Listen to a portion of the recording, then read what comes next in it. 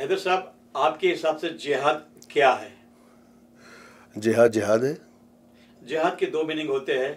जिहाद का मतलब प्रार्थना भी होता है और जिहाद का मतलब होता है देश से गद्दारी। तो आप क्या दिखाना चाहते हो?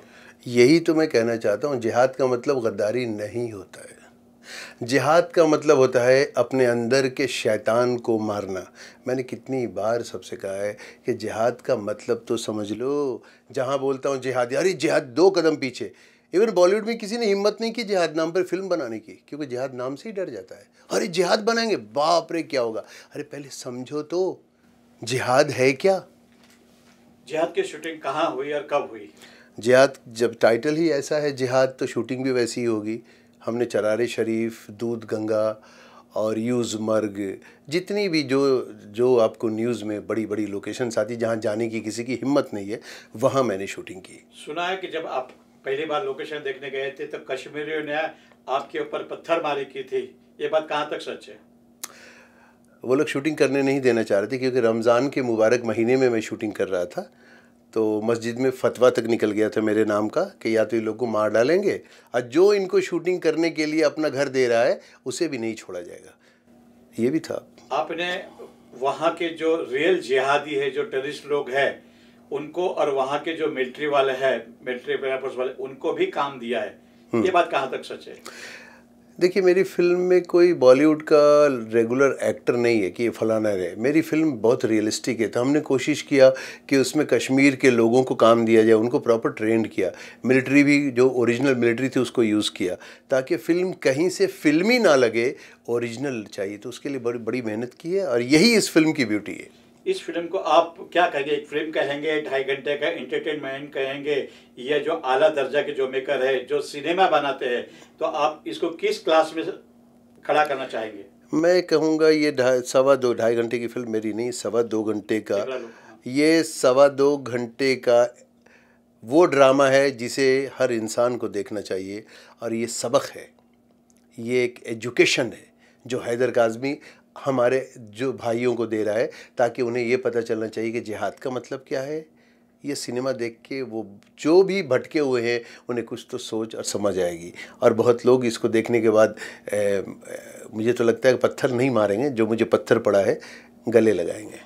लेकिन जो पत्थर मारने वाले हैं उनका ये कहना है कि आपने फिल्म में कुछ ऐसे सीन दिखाए हैं जो मिलिट्री के अगेंस्ट है, कि मिलिट्री वाले गांव में जाते हैं, मर्दों को भगा देते हैं और उनकी बहू बेटियों पर रेप करते हैं। ये आपने फिल्म में रखा है, पिक्चराइज भी किया है। ये बात कहाँ तक सच है? नहीं, इस बारे में मैं क्लियर नहीं कहूँगा। ये तो सेंसर डिसाइड करेगा मैंने क्या रखा और किस पर्पस से रखा है, सीन की कौन सी डिमांड थी। मैं हर चीज़ ये बोल दूँ कि ये नहीं, वो सेंसर बोर्ड है, वो हमारा बड़ा है, जो वो डिसाइड करेगा। जो शॉर्ट कट करना चाहे वो कट सकते हैं। हम किया है कि नहीं किया है? नहीं, हमने सिनेमा वो बताया है जो एक सिनेमा बनाने वाला अपने सिनेमा की में पार्शियलिटी नहीं करता। हमको ये सीन देना, इसका इम्पैक्ट ये हुआ, ये हुआ, ये हुआ, तो हमने वो रखा है। हम इसको क्लियर नहीं करेंगे, सेंसर बोर्ड डिसाइड करेगा। आपके बारे में कहा जाता है कि आप बहुत बड़े सेल्फिश एक्टर हो। आपने अपने आप को सेंट्रल में रखने के लिए और किसी बड़े एक्टर को और नामी कलाकारों को इस फिल्म में चांस ही नहीं दिया। ये बात कहाँ तक सच है? मैंने आज तक जब भी काम किया है, मैं अपने को ही सेंट्रल में रख के करता हूँ। मैं किसी बड़े स्टार के साथ काम नहीं करता हूँ, पहली बात है। मैं किसी के साथ, चलो भाई ये है तो मैं सेकंड हीरो हूँ, मैं एक तो हीरो का रोल नहीं करता हूँ। I am central character. मैं एक कैरेक्टर हूँ, मैं हीरो नहीं हूँ नाचने गाने वाले पेड़ों के पीछे। दूसरी बात, मैं किसी के साथ काम नहीं करता। मेरे अपने एक छोटा सा इंडस्ट्री मेरा खुद का है, हैदर काज़मी इंडस्ट्री।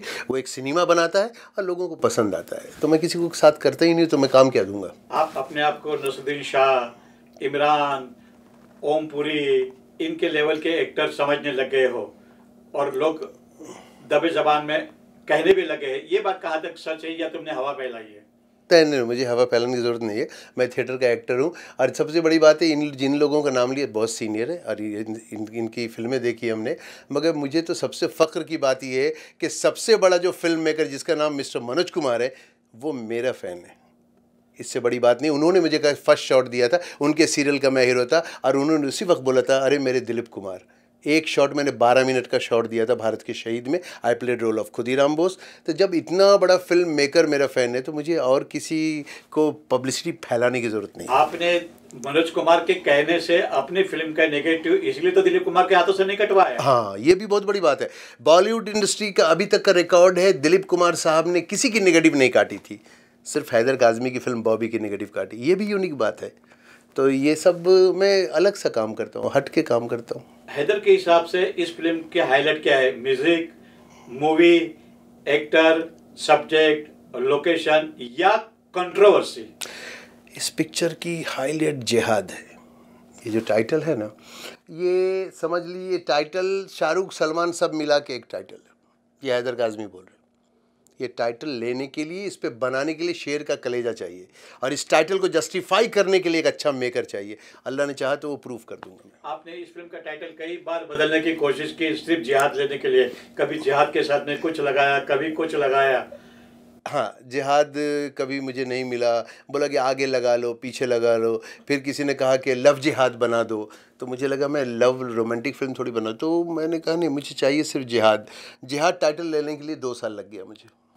तो what is the highlight of the जिहाद? म्यूजिक, योर सब्जेक्ट और योर एक्टिंग? मैं क्या क्या चीज़, हर एक्टिंग बोलूँगा तो आप लोग सोचेंगे फिर मैं सेल्फिश एक्टर हूँ, तो मैं एक्टिंग को थोड़ा पीछे रख देता हूँ। एक्टिंग के लॉरियल्स जो अवार्ड्स के हैं उससे पता चलता है हैदर काज़मी को कितने अवार्ड्स मिले। मेरे हर आर्टिस्ट में, अल्फिया को अच्छे अवार्ड्स मिल रहे हैं बेस्ट एक्ट्रेस का, हैदर काज़मी को बेस्ट एक्टर का अवार्ड, बेस्ट मूवी का अवार्ड मिल रहा है, हमारे डायरेक्टर को अवार्ड मिल रहा है। ये हो गया, तो एक्टिंग का भी बता दिया, फिल्म का।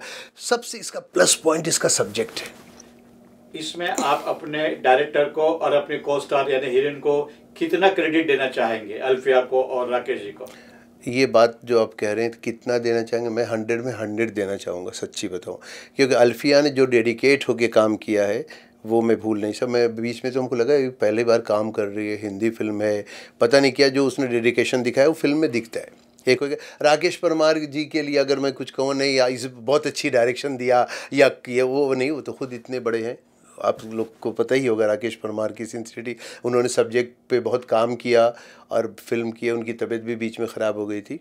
तो राकेश जी को नो डाउट कि मैं उनके सबको 100% देंगे। अब मुझे आप लोग कितना देते हैं वो पिक्चर रिलीज़ के बाद पता चला। आपके पास में कई ऑफर आते हैं लेकिन आप सब्जेक्ट नहीं पसंद आने की वजह से प्रोड्यूसर को, राइटर को लौटा देते हैं, और आप उनको डिमांड करते हो कि नसीर भाई की जैसी, इरफान के जैसी जो नामी गिरामी जो सिनेमा की जो अदाकार है उनके जैसा कोई सब्जेक्ट लाओ। ये बात कहाँ तक सच है? देखिए, इरफान भाई का तो मैं बहुत कदर करता हूँ। इरफान भाई ने जो अपना ग्रो किया, उनके सिनेमा का जो, वो बहुत चूज़ी हैं, वो अच्छा सिनेमा इस सब्जेक्ट पे करते हैं। मेरे इंडस्ट्री में जो हमारे क्या प्रॉब्लम है, राइटर की कमी है। हमारे पास राइटर नहीं है। हमारे वो साउथ का रीमेक कर लो, हॉलीवुड के चोरी कर लो। अल्लाह का करम है कि जिहाद किसी का चोरी, किसी का रीमेक नहीं है, प्योर सब्जेक्ट है। तो ऐसा सब्जेक्ट मिले तो बनाओ ना। रोज़ रोज़ फिल्म, डॉक्टर ने थोड़ी कहा सिनेमा में काम करो। बिजनेस नमक रोटी चल रहा है ना, खाएंगे ना, अच्छे से बैठेंगे ना। सिनेमा बनाएंगे तो शान से बनाएंगे। लेकिन आपको एक और गंदी बीमारी है, वो कौन सी बीमारी? कंट्रोवर्सी क्रिएट करने की। आपने टाइटल रखा तो कालिया, आपने टाइटल रखा तो बॉबी। आप बड़े बड़े फिल्मों का टाइटल चुरा के अपने फिल्मों को रख के ऑडियंस को गुमराह करना चाहते हो। आप अपनी फिल्म में किसी बड़ी एक्ट्रेस को लेना नहीं चाहते हो। ये कैसे आप बोल रहे हैं? क्योंकि आपकी फिल्मों की टाइटल बोल रहे हैं, हम नहीं बोल रहे जनाब। अच्छा ठीक है, चलिए। बॉबी मैंने राज कपूर साहब का चोरी किया था। दिलीप कुमार ने पूछा भी था, वो बॉबी एक राज ने भी बनाई थी। मैंने कहा नहीं नहीं, ये मेरी बॉबी है। बोले अच्छा चला, और नेगेटिव काटता हूँ। तो वो हंसी भी आई थी मुझे, राज कपूर साहब की बॉबी चोरी किया था, अच्छा लगा था उस टाइम।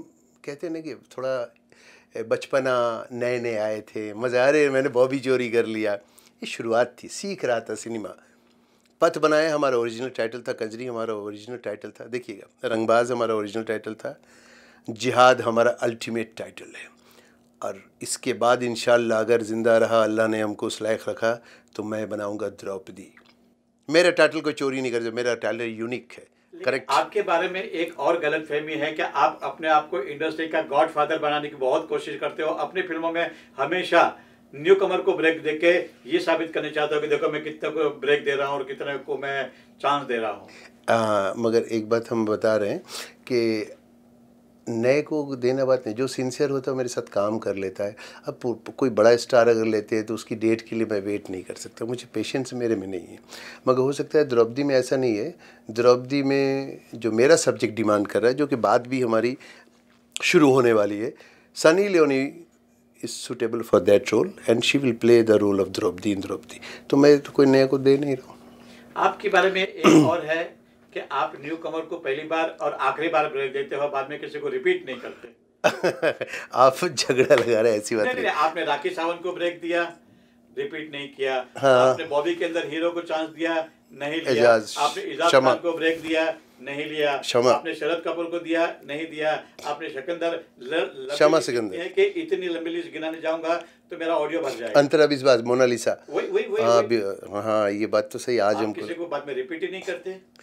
नहीं तो आप झगड़ा लगवाना चाहते हैं किसी से? हकीकत क्या है ये हमारे दर्शकों को बताइए। हाँ, यहाँ पे देखिए, मैं बहुत सेल्फिश, अभी उन्होंने कहा ना बहुत सेल्फिश एक्टर हो या क्या ऐसा कुछ कहा, मैं सेल्फिश हूँ मगर अपने किरदार के लिए सेल्फिश हूँ। अगर मेरे रोल में अगर वो फिट नहीं है तो मैं नहीं लूँगा किसी को भी, और अगर फिट है तो मैं खुद सामने से। तो अभी तक ऐसा मौका ही नहीं मिला है। बॉबी में जो बॉबी चाहिए थी ले लिया, आप समझ रहे हैं ना। तो पथ में जो चाहिए थी ले लिया, कजरी में कजरी चाहिए थी बना दिया, कजरी बन गई। इस तरह से सब्जेक्ट बनता है। मुझे कोई 3 फिल्म उसका उल्टा जवाब भी है कि आपने जिसको ब्रेक दिया वो आपकी दूसरी फिल्म के पहले स्टार बन जाता है। इजाज खान स्टार बन गया, राखी सावंत स्टार बन गई, आपकी वो मोनालिसा स्टार बन गई। हाँ, राइट। शमा सिकंदर स्टार बन गई। तो ये नहीं कि आप पारस की तरह लोहे को। तो मतलब मैं इतना लकी हूँ ना कि किसी को भी स्टार बना देता हूँ, और क्या चाहिए। कुछ ऐसी बात है जो हमने ना पूछी और आप अपने दर्शकों को बताना चाहते हो? हाँ, मैं ये बताना चाहता हूँ कि अभी जितनी सब बातें हुई इसमें कहीं ना कहीं सेल्फिशनेस किस चीज़ की दिखी? सिनेमा की। सिनेमा से कभी गद्दारी नहीं करना चाहिए। सिनेमा हम किस लिए बनाते हैं? अपने लिए नहीं बनाते, दर्शकों के लिए बनाते हैं। सिनेमा अच्छा होगा तो हमारा समाज आगे बढ़ेगा। सिनेमा में अगर रॉन्ग मैसेज कन्वे करेंगे, गलत भावना से सिनेमा बनाएंगे तो क्या होगा? हमारे पूरे देश का नुकसान होगा।